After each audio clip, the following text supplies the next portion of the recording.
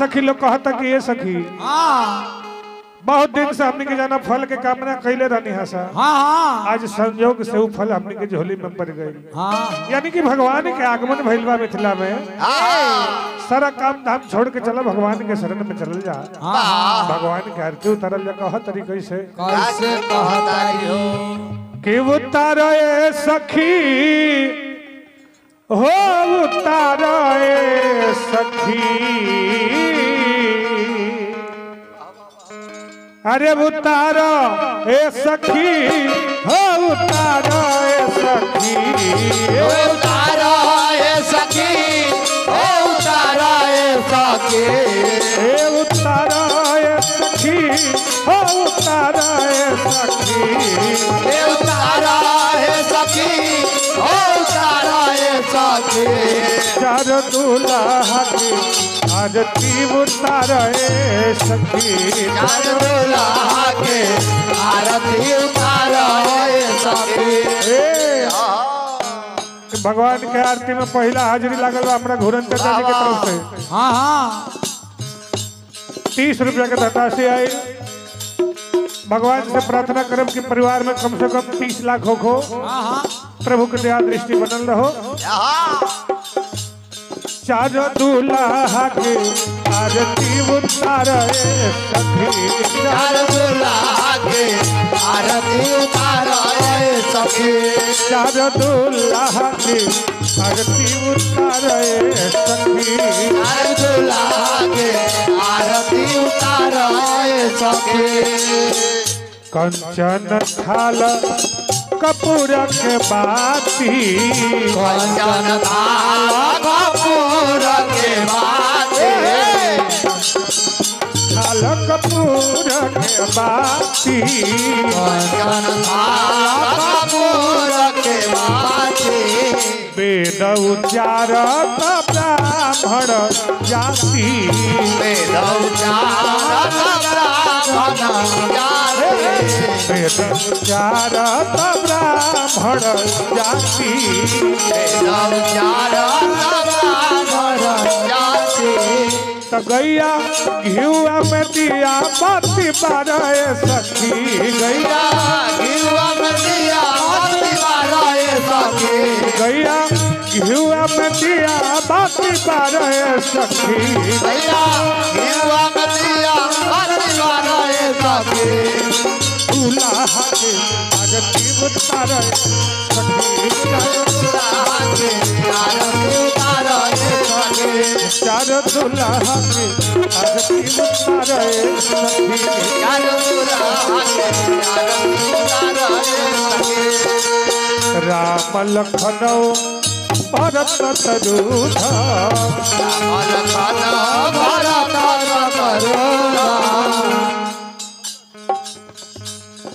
अंगद बाबू की तरफ से भगवान के हाथ में 20 रुपए के धनराशि आई।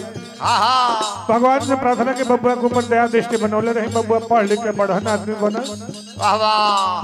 माई बाप के संग संग गांव जवार के नाम रोशन करा। जय हो जय हो। भगवान चारों भाई दुल्हा रूप में आयल बनी। सखी लोग चारों दुल्हा के बारी बारी से आरती उतारता लो। कहता राम लखन भरत शत्रुघ्न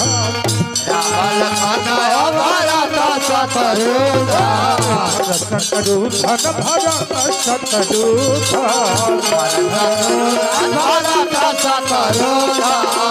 सिया मैया के आरती उतारे सखी मैया के आरती उतारे सखी सिया मैया के आरती उतारे सखी मैया के आरती उतारे सखी दूल्हा के आरती उतारे सखी चार दूल्हा के आरती उतारे सखी चार दूल्हा के आरती उतारे सखी।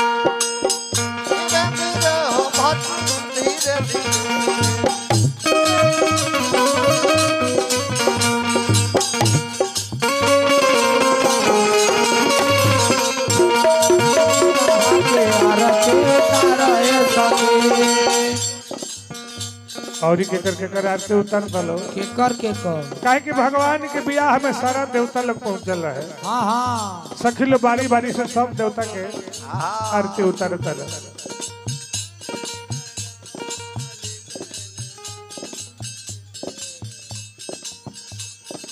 शैल सुख नंदन देवकी नंदन सुख नंदन देवकी नंदन सुख नंदन देवकी नंदन देवकी नंदन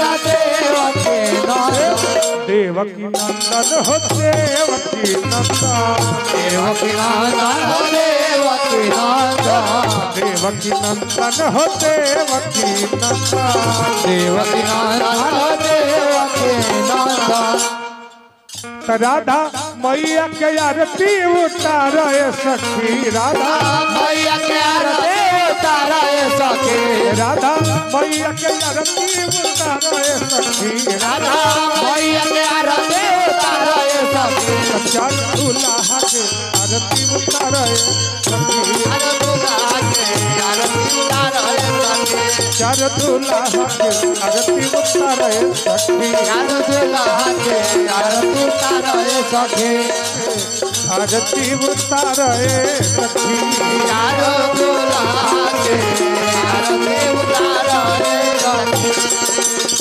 यही में एगो फिल्मी सखी आईली बड़ा फिल्म देखत रही वो फिल्म के लाइन में भगवान के आरती उतारता रही कह तरीके से कपूरा के होला कपूरा के होला अरतिया उड़ेला धुआं सारा समानमा हो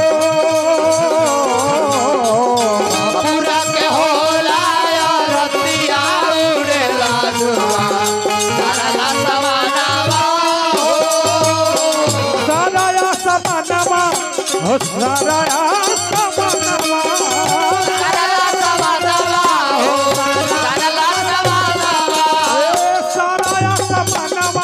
हो सारा समानमा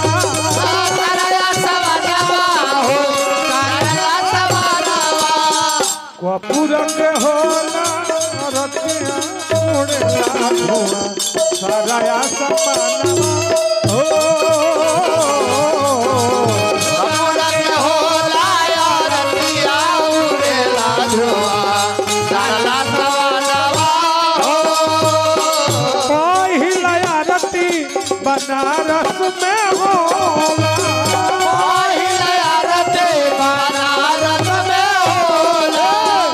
पहिला आरती बनारस में होला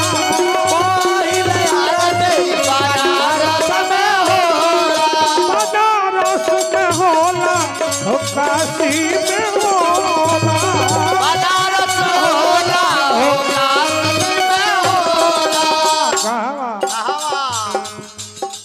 बाबा विश्वनाथ के भवन में उड़ेला धुआं सारा समानमा हो बाबा विश्वनाथ के भवन में उड़ेला धुआं सारा समानमा हो बाबा विश्वनाथ के भवन में उड़ेला धुआं सारा समानमा हो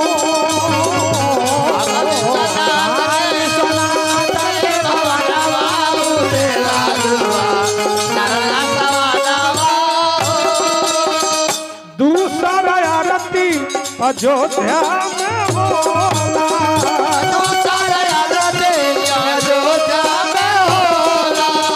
दूसरा आरती अयोध्या में होला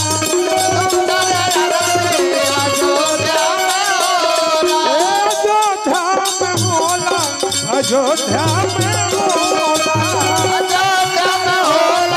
अयोध्या में होला राजा दशरथ के मिथिलेश